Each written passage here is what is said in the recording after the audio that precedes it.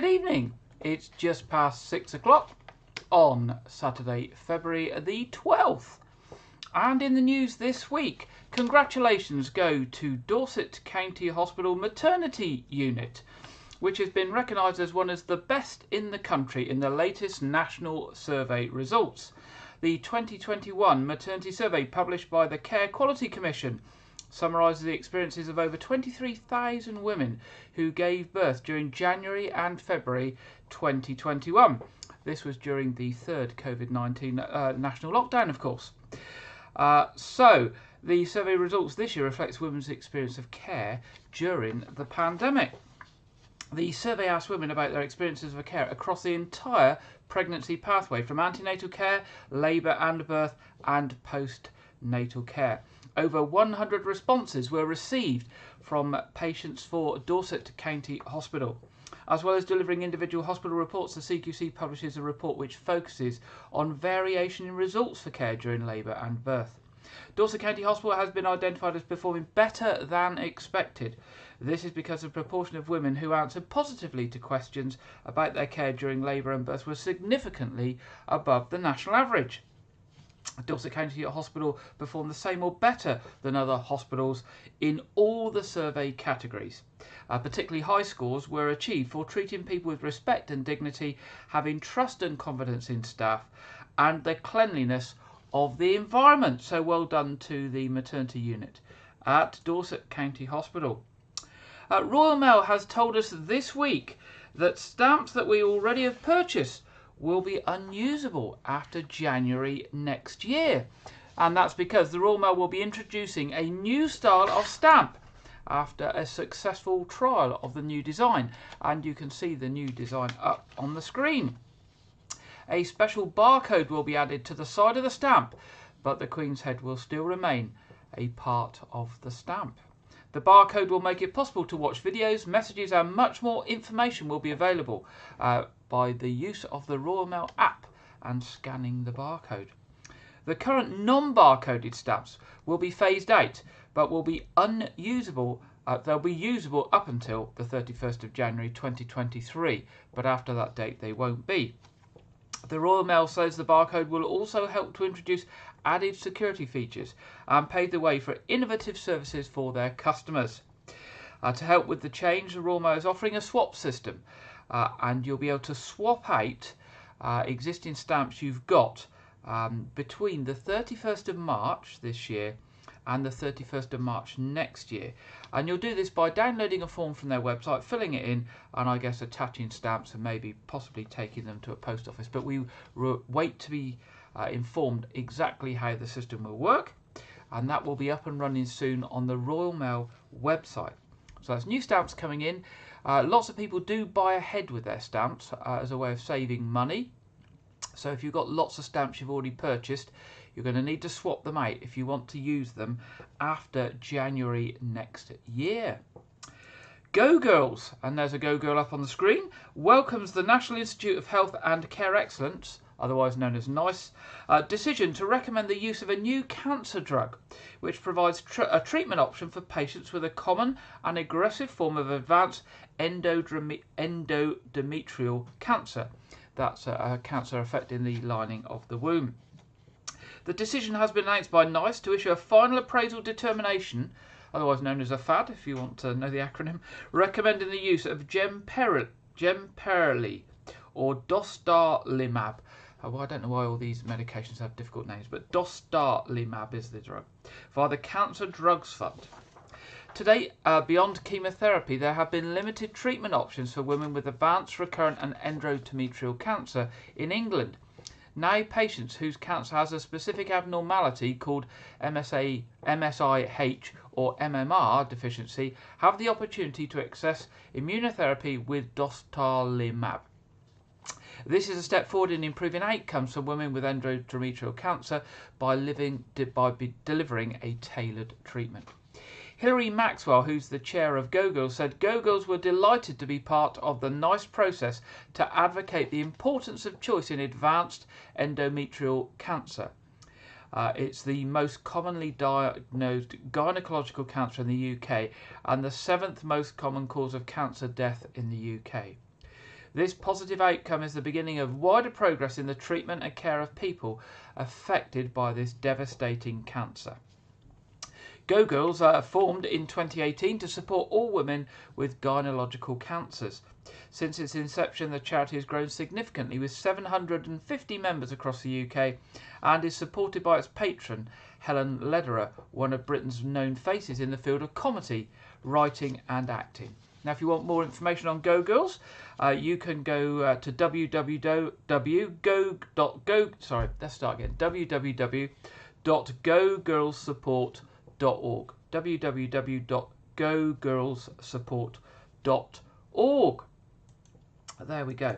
A row has erupted after a Dorset MP suggested police should not be wasting valuable resources probing a wildlife crime after an investigation was launched into the death of 2 rare eagles, one of which was found dead in Dorset. Wildlife campaigner and TV presenter Chris Packham led the criticism against remarks made by West Dorset MP Chris Loder, who said police should instead focus resources on targeting county line drugs networks. Mr. Packham said that Mr. Loder's comments were disgusting and sinister. Earlier in the week, Dorset Police appealed for information from the public to help find out what could have caused the death of the white-tailed eagles. The birds had been released in the Isle of Wight as part of a reintroduction project by Forestry England in a bid to bring the breed back into the country after an absence of 240 years. 2 of the eagles were found dead, including one in Dorset, following multi-agency operations in the south of England. Writing on Twitter, Mr. Loder said, "Dorset is not the place for eagles to be reintroduced. I'm not challenging government for more money for Dorset, so it goes on this. I don't condone this at all, but I want Dorset Police to focus on county lines rather than spending time and resources on this." Mr. Loder's tweet prompted a raft of criticism, with people showing their support for the work of the police's wildlife unit and saying the incident should be investigated, especially if the birds have been killed deliberately. Chris Packham, who has presented the BBC Spring Watch, Autumn Watch and Winter Watch programmes, also went on to say, "You couldn't have made it up and you don't have to, as Chris Loder calls upon Dorset Police not to investigate crime. Not just undemocratic but sinister. I cannot quite believe the disgusting state of some of our elected representatives." Dorset Police went on to say they didn't want to comment further on Mr. Loder's remarks. Turning to another politician now, Councillor Spencer Flower, who is the leader of Dorset Council, has this week been speaking about the importance of local plans. Local plans are a key component of the planning system. They shape how land use and places will change and develop in the future. And he goes on to say this is why he has been and continues to be in dialogue with the Right Honourable Michael Gove, Secretary of State for Levelling Up, Housing and Communities, and his officials, offering a constructive, bold and ambitious alternative for the way we develop our new local plan, one that is right for Dorset. He goes on to say in his dialogue with Michael Gove, "I've been arguing that the current national planning framework is not providing councils with the means to promote sustainable development through their local plans, but it is instead about chasing housing targets. I am seeking to reform this framework and proposing that Dorset could be a pilot for a new way of creating local plans based on sustainability and local needs over the next 30 years that also recognises the ambitions of our climate and ecological emergency strategy.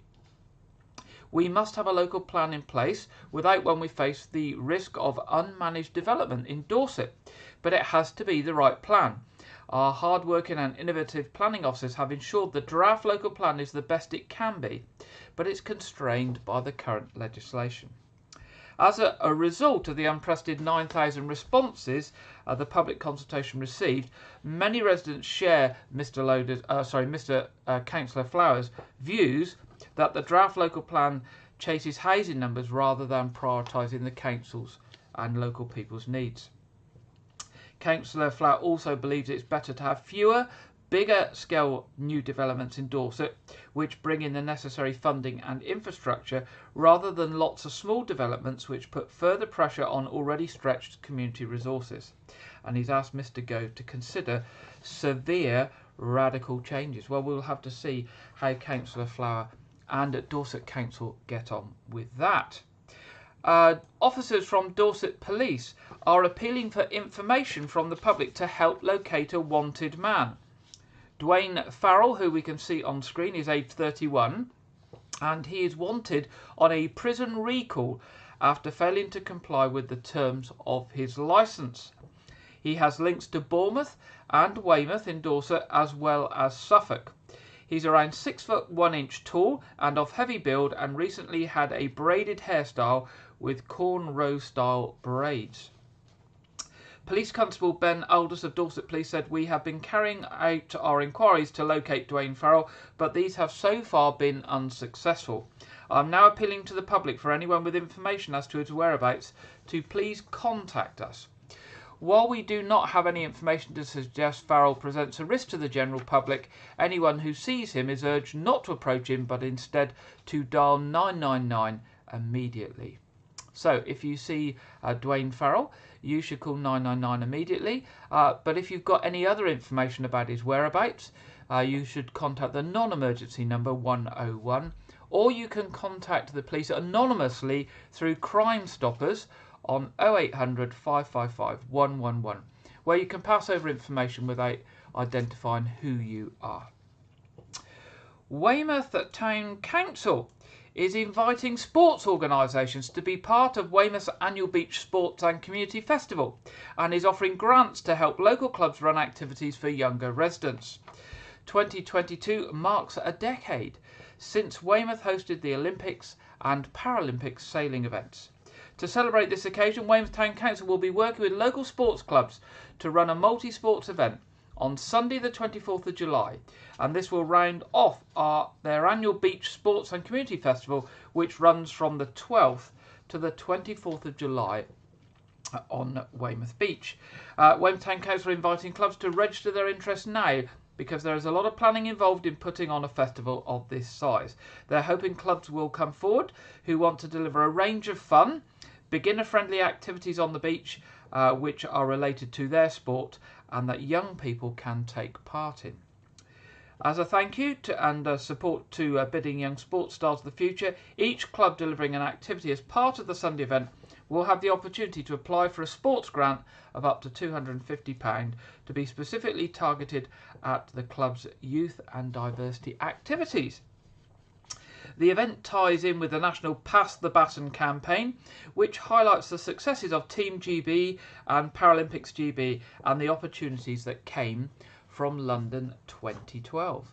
So if your club is interested in taking part in this multi-sports event on Weymouth Beach, or in running sessions at any point during the Weymouth Beach Sports and Community Festival, please contact Weymouth Town Council.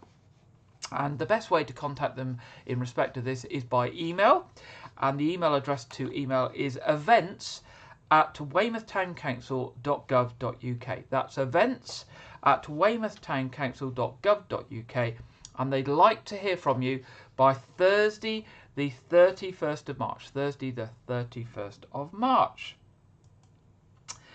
Moving on then, after reports on this channel and in the local press in recent weeks, we have heard that restoration has started on the White Horse at Osmington.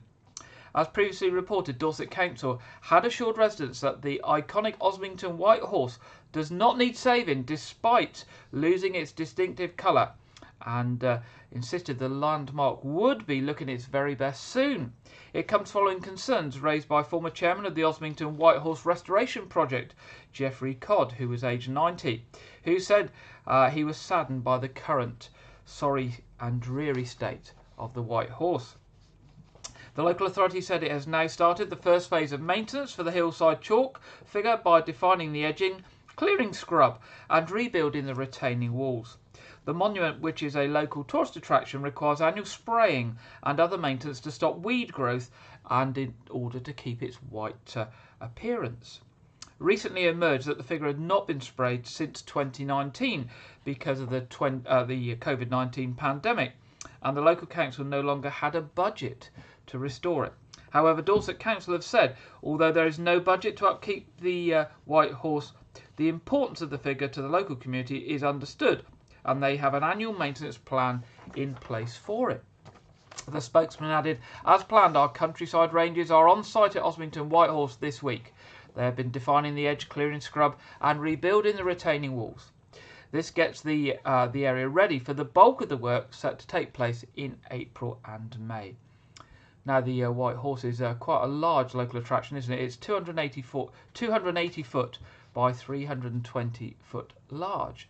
It was created in 1808, so it's quite old, as a tribute to King George III, following the monarch's visit to the nearby resort in Weymouth, which he used to enjoy.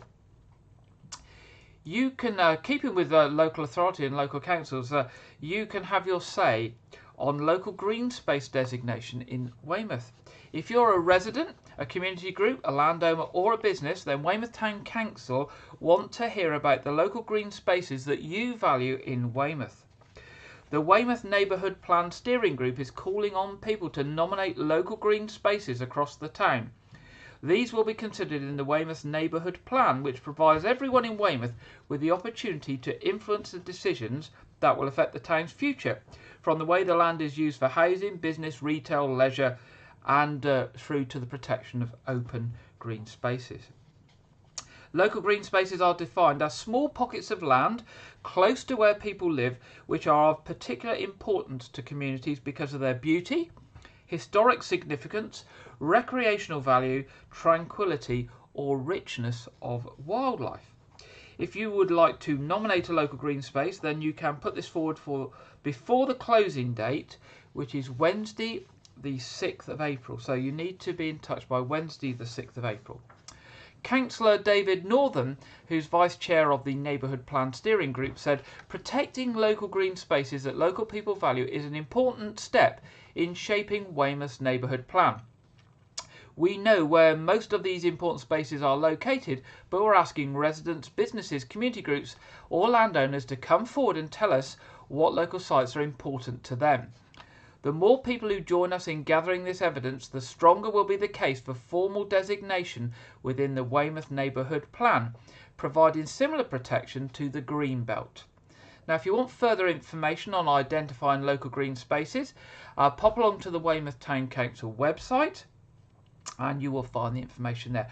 And the website address, I'm sure you know it, but the website address is nice and easy: www.weymouthtowncouncil.gov.uk www.weymouthtowncouncil.gov.uk. And finally, in our headlines tonight, it is expected that more than 150 new jobs will be created at a local holiday camp. Waterside Holiday Group has announced ambitious recruitment plans for 2022 as it prepares for a busy holiday season. Also, with seasonal pay increases above the national living wage and more than 150 roles available across its Dorset parks. The majority of the roles available will be seasonal, with some operating for longer than the traditional season, for instance between February 2022 and January 2023. The number of jobs available is particularly high this year due to the company's ongoing investment in its parks. The company is also upping its seasonal pay rates to £10 per hour for those aged 18 and over, exceeding the new national living wage of £9.50, which is due to come in on the 1st of April. And the under 18s will also get a higher rate at £9 per hour, making it an uplift on the government rate of £4.81, coming into force for 16 and 17-year-olds in April. Both seasonal and permanent positions are available across multiple areas of the business, including retail, food and drink, security, leisure and holiday sales. The company is hosting recruitment days in Weymouth. One of them was today at Bowleys Coveway, and the next one is next Saturday here in White Regis at Chesil Vista Holiday Park on Portland Road, and that's next Saturday, February the 19th. And this event, and the one held today, will give potential recruits the opportunity to experience different operations firsthand and hear from existing employees about various departments. More information is also available about career opportunities on the company's website at www.watersideholidayGroup.co.uk. And that's the end of our headlines this evening. Now, our first story this evening is from Janet Hall, and she tells us about something very important that's coming up this week. Of course, this week, 14th of February, falls on Monday, I think it is, and 14th of February is Valentine's Day. Now, what do we know about Valentine's Day? We give each other cards and things and presents on Valentine's Day, but do we know anything about where it came from or how long it's been celebrated? Well, Janet's going to tell us about it now. Over we go to Janet. Have you remembered that it is St. Valentine's Day on Monday? Who was St. Valentine? The day gets its name from a famous saint, but there are several stories of who he was. The popular belief about St. Valentine is that he was a priest from Rome in the 3rd century AD. Emperor Claudius II had banned marriage because he thought married men were bad soldiers. Valentine felt this was unfair, so he broke the rules and arranged marriages in secret. When Claudius found out, Valentine was thrown in jail and sentenced to death. There he fell in love with the jailer's daughter, and when he was taken to be killed on the 14th of February, he sent her a love letter, signed, "From your Valentine." The Romans had a festival called Lupercalia in the middle of February, officially the start of their springtime. It's thought that as part of the celebrations, boys drew names of girls from a box. There'd be boyfriend and girlfriend during the festival, and sometimes they'd get married. Later on, the church wanted to turn this festival into a Christian celebration and decided to use it to remember St. Valentine too. Gradually, St. Valentine's name started to be used by people to express their feelings to those that they loved. However, a University of Kansas English professor, Jack B. Orrock, had a different theory, which was noted in the Times. Through research, he determined that the poet Geoffrey Chaucer linked love with St. Valentine for the first time in the 14th century, in the work The Parliament of Fools and the Complaint of Mars. Therefore, Orrock claimed that Chaucer invented Valentine's Day as we know it today. At the time of Chaucer's writing, February the 14th also happened to be considered the first day of spring in Britain, because it was the beginning of the birds' mating season. Very appropriate for a celebration of affection. So whether or not Chaucer can be fully credited, it is true that he and fellow writer Shakespeare popularised the amorous associations surrounding the day.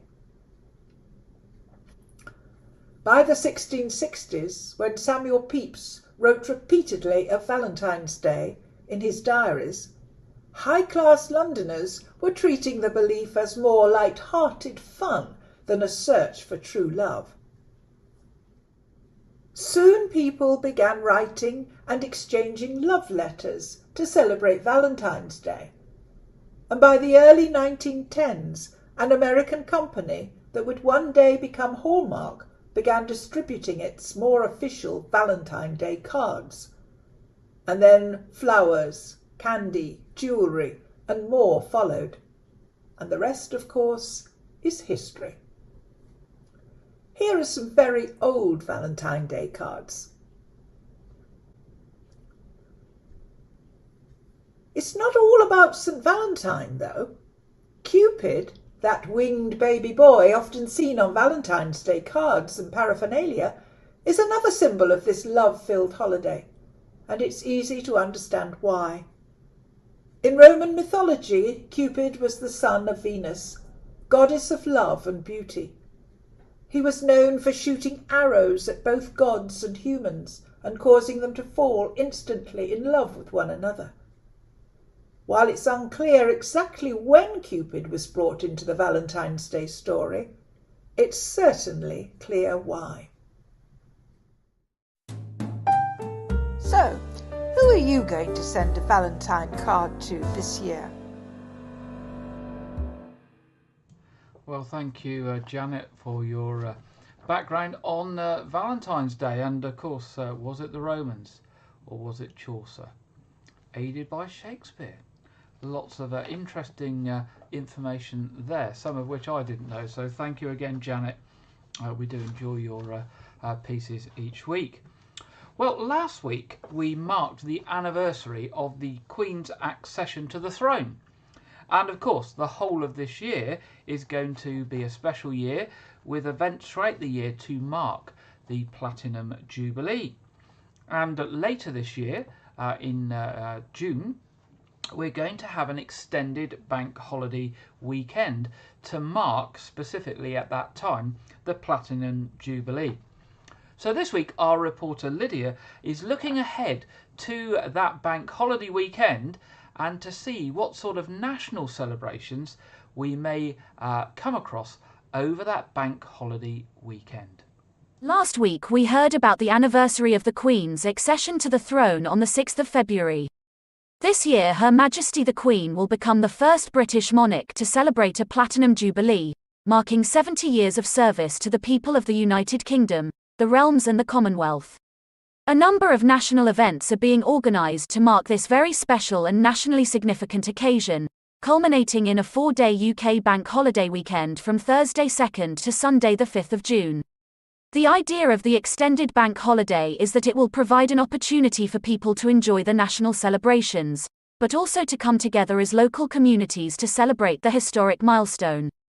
The 4 days of celebrations will include public events and community activities, as well as national moments of reflection on the Queen's 70 years of service. So what national events will there be? On Thursday the 2nd of June, there will be the Queen's Birthday Parade, also known as Trooping the Colour. Over 1,400 parading soldiers, 200 horses and 400 musicians will come together in the traditional parade to mark the Queen's official birthday, usually held on the second Saturday in June. The parade will close with the traditional RAF fly past, watched by the Queen and members of the royal family from the Buckingham Palace balcony. In the evening, over 1,500 Platinum Jubilee beacons will be lit all over the country, including here in Wyke Regis. For the first time, beacons will also be lit in each of the capital cities of the Commonwealth countries to celebrate the Queen's Jubilee. On Friday the 3rd of June, the main event will be a service of thanksgiving at St. Paul's Cathedral. On Saturday the 4th of June, the Queen, accompanied by other members of the royal family, will attend the Derby at Epsom Downs. There will also be a platinum party at the palace. The BBC will stage and broadcast a special live concert from Buckingham Palace that will bring together some of the world's biggest entertainment stars to celebrate the most significant and joyous moments from the Queen's 7-decade reign. On Sunday the 5th of June, the main event will be the Big Jubilee Lunch. It is hoped that communities will come together in a spirit of fun and friendship. People are invited to share friendship, food and fun with neighbours. Maybe you will hold a tea party, picnic or a street party. On the same day there will also be the Platinum Jubilee pageant.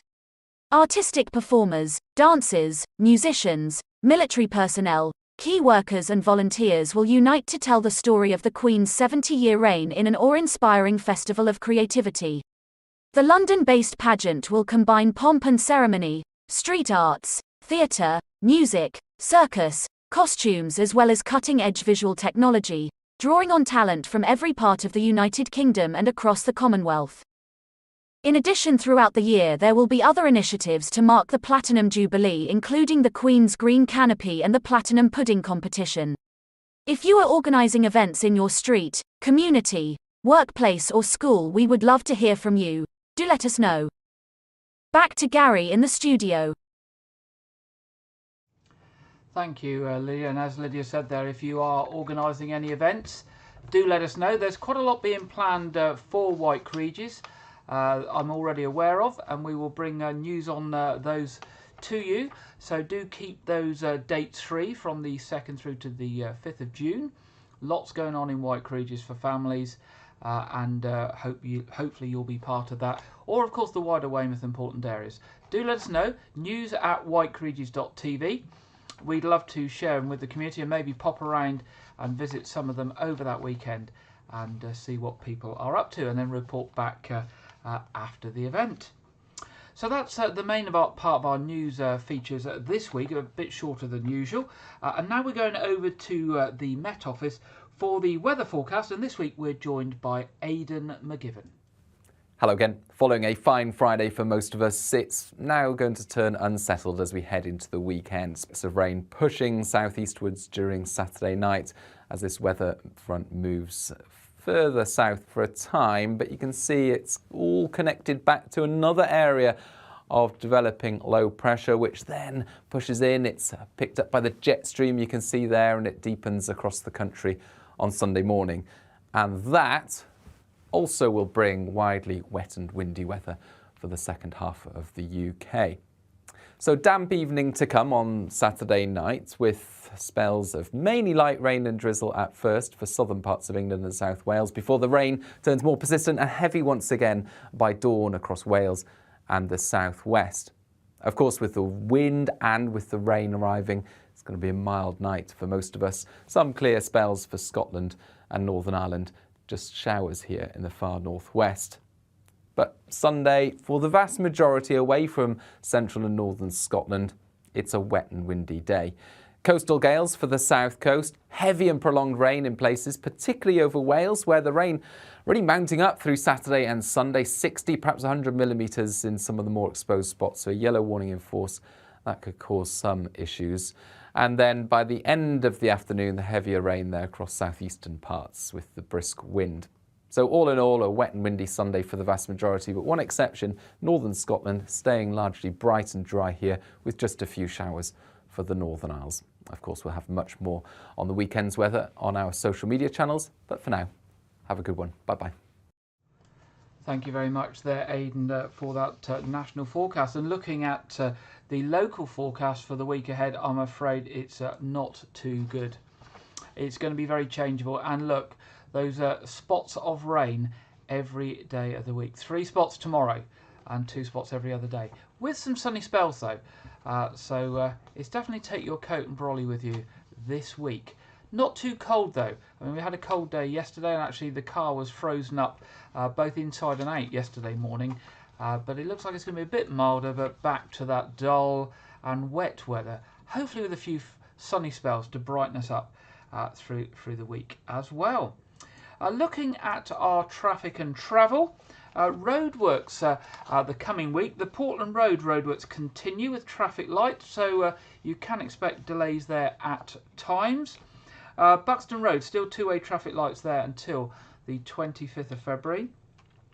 Wessex Water are working in Marsh Road, Newstead Road, where they will have traffic signals deployed, Cleveland Road and Church Road at Preston. SGN are working, or Southern Gas Networks, working at Mount Pleasant Avenue North and Preston Road, and I think there might be traffic controls at Preston Road for some of the time as well. Scottish and Southern are working at Mead Road. There may be other works going on, obviously, but these are the ones that we have been notified about.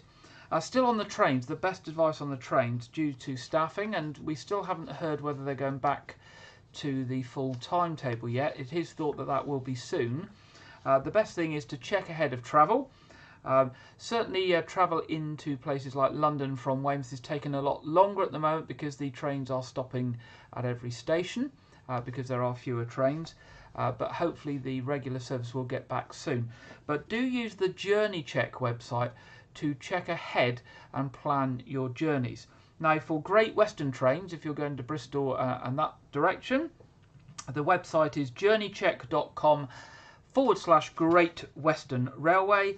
And if you're heading off to Southampton and London and Basingstoke, that direction, for Southwest trains, it's journeycheck.com/SWR. Now, moving to our What's On. Lots of information coming up now about what's on. Loads of things happening at Weymouth Pavilion as usual. Tomorrow, Solve Along a Murder, She Wrote. That looks like some sort of murder mystery thing that's on there.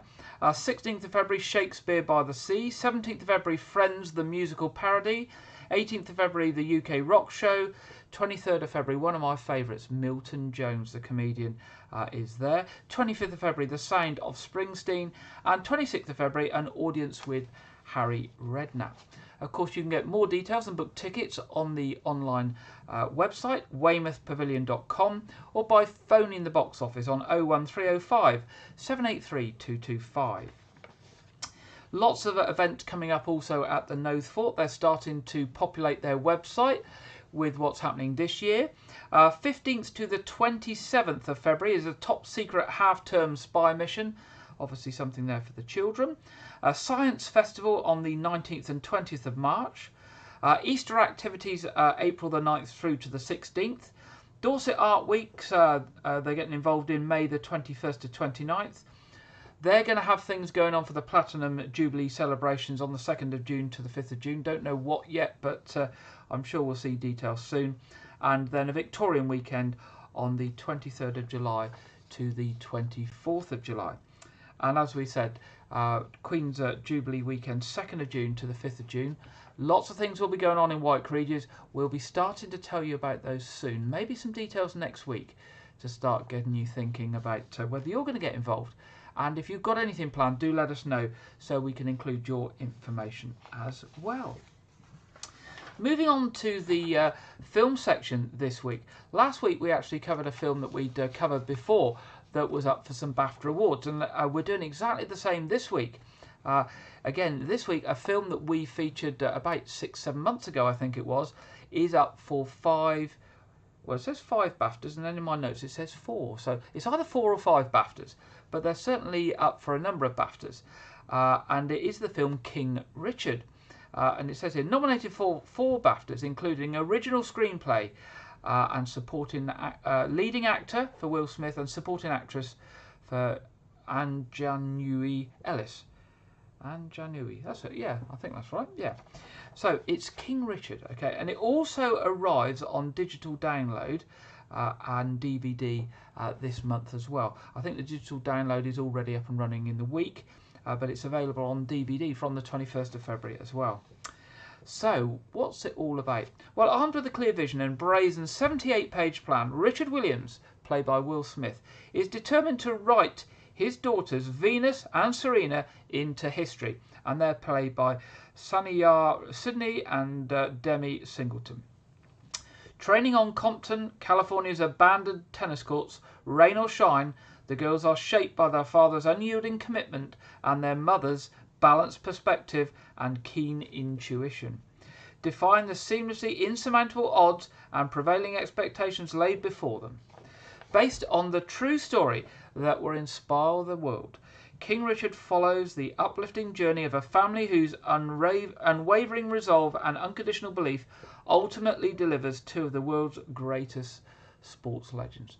So, a true story about Serena and Venus Williams and their father and his determination to make them excellent tennis players, which of course they've come into. So here it is, a reminder of King Richard up for 4 BAFTAs.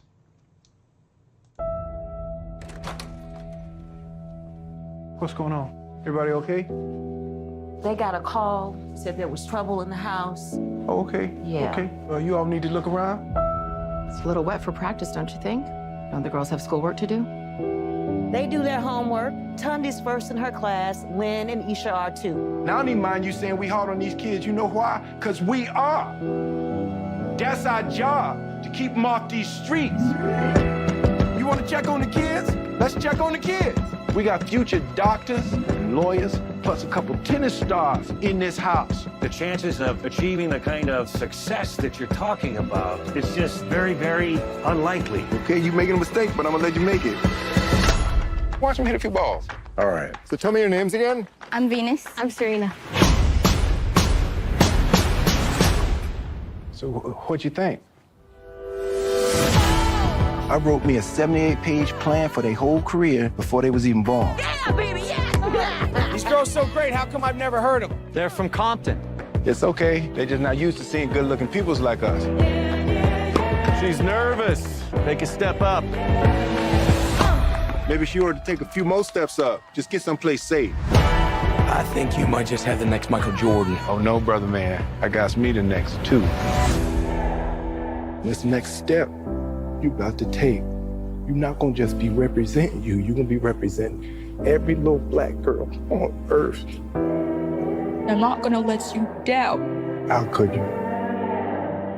This world ain't never had no respect for Richard Williams, but they gonna respect y'all. You gonna walk out there with your head up. You are a champion, and the whole world knows it. The most dangerous creature on this whole earth. It's a woman who know how to think. Yes, Daddy. Ain't nothing she can't do.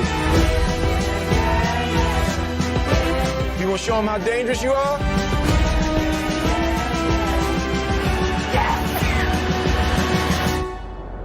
Venus and Serena gonna shake up this world. Venus Williams, who is your best friend? You, Daddy. Serena Williams, who is your best friend? Venus. Then you. That's Then you. After unbelievable. Venus. So there we go. King Richard, the true life story of Venus and Serena Williams and their dad and his planning for their future against all the odds. Now, I'm not a tennis fan, but that looks a fantastic film, and I'm sure that you will enjoy it as well if you haven't seen it already. Now available on digital download on things like Netflix, etc., and will be out on DVD on the 21st of February, and up for some BAFTAs, like the film that we looked at last week, June. So we wish them well for the BAFTAs on Sunday the 13th of March, and no doubt we'll be reporting the results of the BAFTAs here around that time. So we're at the end of another programme. It comes around quick and it disappears quick when we're on air, so I'm hopeful that you will have a good week. It's going to be a bit wet. But remember, regular things happening. Church services tomorrow in White Regis, 8 o'clock at All Saints Church, and 9:30, which will be live stream. We're still live streaming those services each Sunday for those that can't join the services in person. St Edmund's Church at 11 o'clock. And of course, our usual Saturday evening quiz will be on in just a while. Goes live at 7:15. But the quiz itself starts at 7:30. Available to anybody. Do tell your friends, family, work colleagues, neighbours, whoever about it. Everybody is welcome to join us. Don't forget, if you've got anything happening, any news, any projects, anything you want to get over to the local community, do drop us a line at news@whiteregis.tv and we can consider it for next week's programme. Other than that, all I will say to you is good evening. Have an enjoyable rest of this weekend and a good week ahead, and I look forward to being back with you next Saturday. Good night.